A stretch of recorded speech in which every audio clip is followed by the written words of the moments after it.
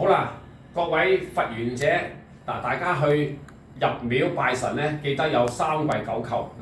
第一個叫三穩順，一、二、三，一、二、三，一、二、三。咁然後記得㗎咯嚇。然後就右腳踏前，然後就跪低，得唔得？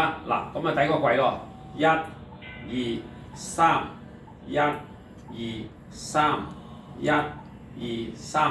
記住啊，起身，好，然後一、二、三，咁第二次跪咯喎，一、二、三，一、二、三，一、二、三。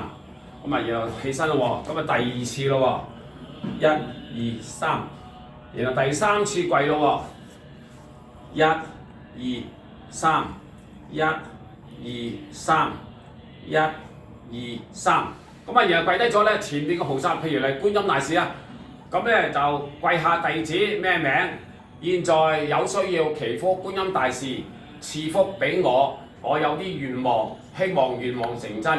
然後就成真之後，我答謝神恩，答謝觀音大士賜福賜感受，祝願福星高照。咁做完咗之後咧，咁起身㗎咯喎。記得隻腳咧係距離唔好太喐動太大。又係三跪九叩，咁就然後鞠低個躬禮成，咁就得㗎啦，得唔得？各位佛緣者，呢啲個拜神嘅儀式。